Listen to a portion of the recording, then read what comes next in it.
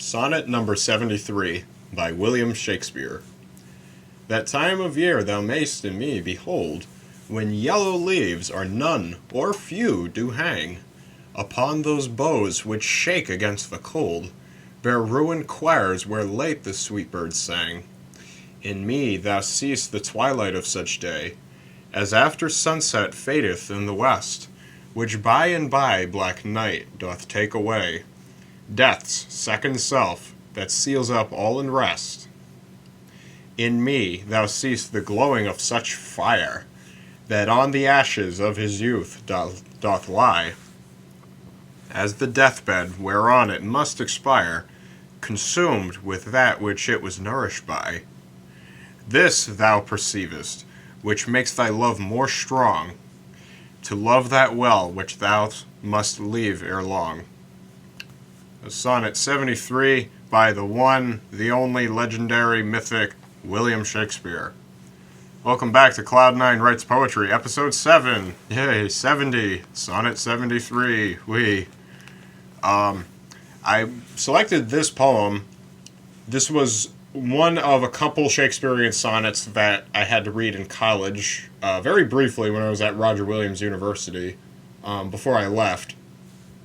I remember this especially more so because years later, I was once a member of Composers Forum. It's a website that you could visit if you are so inclined to witness what contemporary composers are doing these days. I had the idea of setting up a composers contest to see who could write the best adaptation of this particular Shakespearean sonnet. I set up the rules. I selected the sonnet, and I selected judges who were administrators for the website. The contest went out, and we actually did have a winner. Everybody voted on the winner, and I didn't win. I did submit a piece. I submitted a piece that was written in 5-beat, and if you don't know what 5-beat is, that's when in music when you have a measure where common time is 4 beats per measure, 5-beat is 5 beats per measure, hence called 5-beat. And I selected 5-beat because Shakespeare, I doubt he invented iambic pentameter. He definitely mastered it, and he would easily have been one of the earliest masters to have done so. Iambic pentameter, penta and meter meaning 5. There are 5 iambic feet in every line of this poem. An iambic foot is a da-da. It's 2 syllables that, it's like that time of year thou mayst in me behold. All of those feet have the same intonation, so the second beat is stressed, the first beat is not stressed. And I wrote the music in order to accompany this piece. And all that aside, because it has absolutely nothing to do with the piece itself, this piece, as indicated by the paraphrasis on ShakespeareOnline.com, which I had to pull from because I couldn't find my literature book anywhere where I originally found it. This poem obviously is about, it's like middle age unto death. Shakespeare described middle age, which is the period of his life, of his knowing which stage he was between birth and death. He wanted to compare where he was as a man to where he was going to be and where he's come from, which is like a leaf that started off as green, began to yellow, and will soon fall and be laid to rest, like a fire that had extinguished all of the fuel of life and now remaining only as ashes, still smoldering and hot, but cooling, like an autumn day going into winter that had once come from summer and the spring of birth. All this paraphrasing I made is based on paraphrases that I've heard from many more authoritative sources than myself, like my English teacher at the time. I had to write part of my midterm on this sonnet, if I'm not mistaken, and as indicated by the number, that means that Shakespeare wrote 72 other sonnets very similar to this, and I believe that the rule for the sonnet is there are 14 lines in this poem. I'm just counting 1, 2, 3, 4, 5, 6, 7, 8, 9, 10, 11, 12, 13, yeah, whatever. The first 12 lines are couplets, followed by the first 12 lines are couplets of 6 couplets, each of 2, and the last couplet, lines 13 and 14, make the last couplet, which kind of wraps up the entire poem. The rhyme scheme, it rhymes every odd numbered line, every even numbered line, except for the last couplet, because the last 2 lines in that couplet rhyme with each other. I like that I could pull a piece that arrived as early as like 1600 AD to see where poetry had come from. Most people who think of William Shakespeare, they think of the surface level works. They think Romeo and Juliet, The Merchant of Venice, Othello, Hamlet, Macbeth. But he did also write a lot of poems, and I will make a point to read more poems by William Shakespeare, likely by picking up my own compilation of Shakespearean poems. This poem is an outstanding representation of Shakespeare's grasp of language. Shakespeare, they say, had a vocabulary of around 5,000 words. Most people do not develop a vocabulary of more than 2,000 words, if they even get that many. Not even talking just functional vocabulary, because I'm sure that Shakespeare would have pissed off a lot of people if he used, overly sophisticated vernacular, just dealing with people, just like going to the store or going to buy fruit. I'd like to purchase these apples upon the boughs from which the springtime fruit did lay. It's like, go fuck yourself. You want to buy fruit, or you want to sell me a poem? This poem really is beautiful. I love imagery that uses sunsets, that uses winter, late autumn, and it is somber. It's somber because it speaks directly to, well, the end of all our lives, because death will come to us all, as it did come to him in 1623. No, was it 16? I think it was 1616. Shakespeare died on April 23rd, 1616. I don't quote me on that. And Shakespeare also had the dubious quality of having died on his own birthday, because he also was born on April 23rd, 15 whatever. And Cervantes, Miguel de Cervantes, who wrote the Adventures of Don Quixote, who I also will be picking up work from on a later episode, he also died on April 23rd. April 23rd is not a particularly happy day. I apologize if it's your birthday, but my friends, if you were fortunate or unfortunate enough to be born on April 23rd, you have the dubious distinction of being born on a day when many famous people died. That's all I have to say about Sonnet 73, William Shakespeare's biography. I will be returning to Shakespeare because he is, if any of the authors who I've brought up are masters, Shakespeare was a master. I highly recommend that if you guys love poetry, if you haven't taken the time to come up to speed on your Shakespeare, as if, there are any new compilations to be had, check out his work, read it, reflect on it, and like I would, understand the context in which it was written, which was largely a non-literary time, because we're talking about the Renaissance. The Renaissance came after the Middle Ages, and the Middle Ages was, well, not like this. I'd say where Shakespeare would give you 70 words, you'd be lucky to get more than 3, which is, I'm gonna kill you. Anyway, I'm rambling now. This has been William Shakespeare in Sonnet number 73. William Shakespeare, thank you very much, good sir. You have entertained me once again, even though I'm merely commentating on your work. And now, it's poetry time. I was going to check GarageBand to see if I'm still recording. I am still recording. I've already exhausted half the time I have allotted in order to write this poem in the first place. It's a cloudy day right now. We did have a decent amount of rain. I was at work yesterday. And I actually got out of work earlier, so I actually could see my friends. And a little autobiographical note on yours truly. I have recently found it a little difficult to actually see my friends. Not for lack of trying, mind you, but like the old excuse goes, something came up. I wanted to see somebody. Well, something came up. I wanted to see him. Something came up. And one would assume it's like, oh, I guess Noah's going to write about something coming up. And then I'm thinking about a buddy of mine who I have mentioned previously on this channel, who, out of respect, because he is going through a difficult time, I won't mention him by name.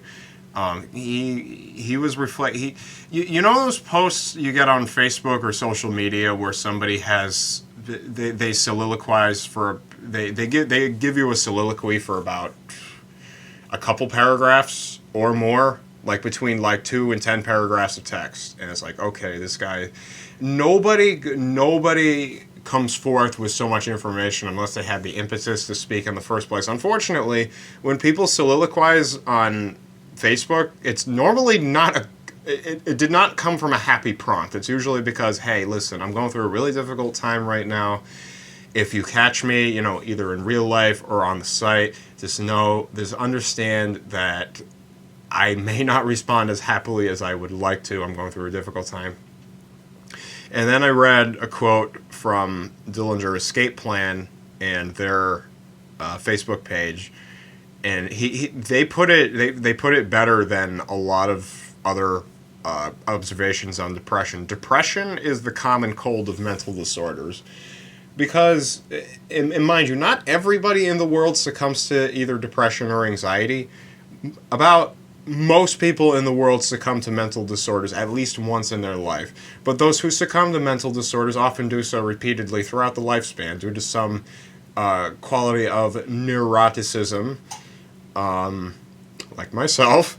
And just, I suppose it's almost like the capacity to observe the beautiful things in the world also is accompanied by the capacity for the things in the world to bring us down from ways that are indirect or come from heavy, just being encumbered repeatedly by the burdens of either just daily hassles, other people, family, obligations, work, just difficult times. Difficult times are inevitable, my friends.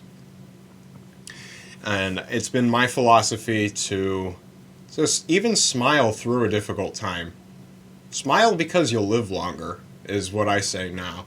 Because you realize very quickly when you try to start smiling is that you begin to forget to smile. And when you forget to smile, and then I'm thinking but smiling in itself, it's like raising your body's dependence on, like a reaction. I'm just going to write a haiku for today because I've been rambling way longer than I would like to. I don't want to take the time to write like an 8-line poem. So, I'm just going to write a haiku today. Haiku is a 3-line poem, and the syllabic structure identifies the haiku more than anything else. The 3 lines, the first line has 5 syllables, second line has 7 syllables, and the third line has 5 syllables. There's 17 syllables in total. Use them wisely. Express what you want in a little haiku nugget, a little chicken nugget of haiku goodness. I'm going to do the haiku. I would love very much to write a full-length poem as I would for my ordinary compilation, but I'm rambling, and I also plan on my next episode to do another one of those rhymey poems that I had done for my 4th episode, because I would like to do every four episodes. I would like to do just a rhyme-filled nonsense, just disaster. Let's make this haiku about destiny. Because, as we all would like to have, is control over our own fates. Not that we would be slain or smote by God or run over by a train, but that our lives end as we have lived, which is by our own hand, by our own control. Not even talking like self-affliction, mutilation, or what have you, but even just that point where people realize, like, I'm gonna die because I have a drink like every day, or I'm gonna die because I have a cupcake every day. I'm gonna die because I am lumping onto my cardiovascular system the implements of its destruction.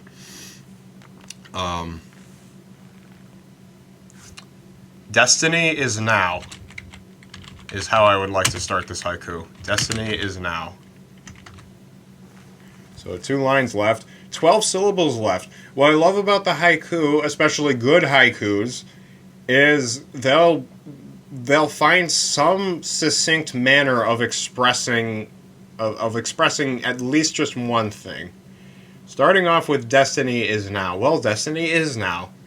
Destiny is when you ought to take control. Like how I took control when I decided to write a haiku instead of an ordinary 8-line poem as I would normally do. Unfortunately, it means I can't use this for my compilation, but whatever.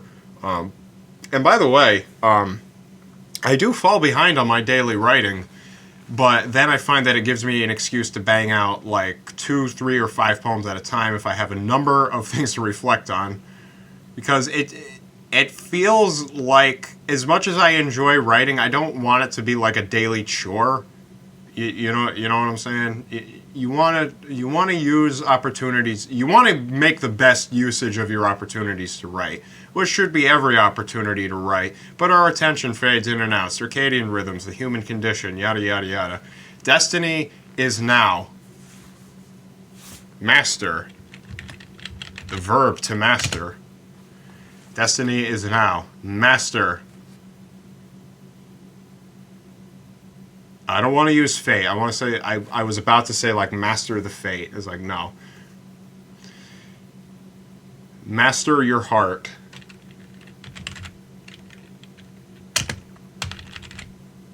Master your heart. We think that our hearts are our own. I'd like to think, again, speaking to my own spirituality, that our hearts belong to God. Because as far as any of us are concerned, because the heart is ubiquitous in life, and if it's not beating, you're dead, but you also don't control your own heartbeat. Like, has anybody ever thought of, like, how our autonomous systems that keep us alive, like, we don't control those. We don't have to consciously, like, keep, like, keeping our heart going. Or breathing. We do those things automatically, but who finally authors those? Just the little neurons at the back of our head? I'd like to think that God is responsible for the heart beating, even more so responsible for the heart being there in the first place.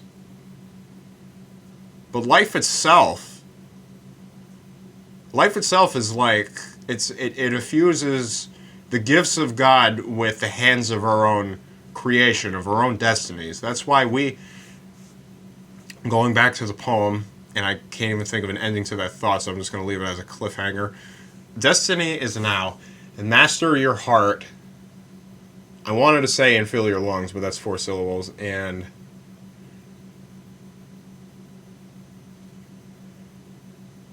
master your heart, full of breath.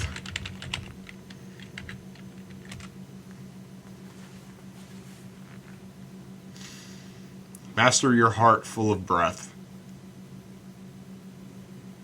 Full of breath.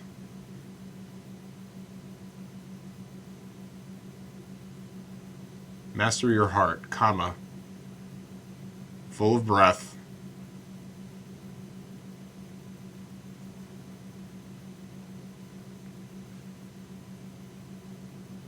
Full of breath. I don't mean to leave long pauses, but it's been a while since I wrote a haiku. If I remember correctly, as I do, I opened up one of my Aspie Let's Play episodes with a haiku. An Aspie haiku is like just a little something I whipped up. Wasn't particularly eloquent or even trying to express something, sublime or nominal. Destiny is now. Master your heart, full of breath.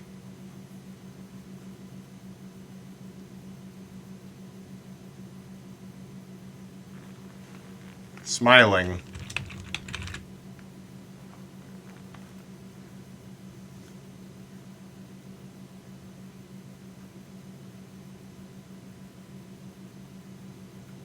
Okay, that.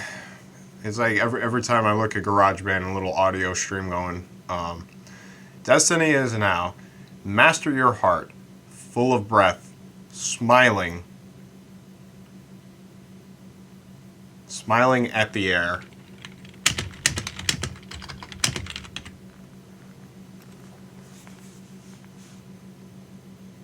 That's a haiku. Destiny is now. Master your heart, full of breath, smiling at the air. Some people can say smile, smile, smile. Words like that just kind of make me like, just kind of facepalm at the English language because of how in some cases the word is one syllable and in other cases the word is two syllables, but it's either one. Is it one or the other? Can it change? I don't know. I don't even feel like looking it up. But that's a haiku right there. Because destiny is now. You should master your heart, full of breath, and smile at the air in the present tense. Because that is now. Being deliberate also as a poetic note with the verb tense that you're using. You don't mix tenses, and be deliberate which time you are referring to. Things that have happened, things that are happening now, or things that will happen. This is the present tense as I have written in this poem, and that is a finished poem right there. Destiny is now. Master your heart, full of breath, smiling at the air. This has been Cloud9 Writes Poetry, Episode 7, with William Shakespeare and Sonnet number 73. Thank you all so much for listening in, if you have listened in. I'm wondering now if maybe I should have somebody kind of holding their hands, just kind of doing the little doing the little circular motion as to say wrap it up. But I don't have a cue card. I don't have any staff, any sound or writing engineers to help me. And just trying to keep myself going, and maybe I should just stop staring at the audio stream in GarageBand, but I try to vary it up every day. I hope that you also are making effective changes in your life, doing things differently as often as you can, and being attentive to the results of those changes. Once again, I thank you all so much for listening in, and I will see you all next time.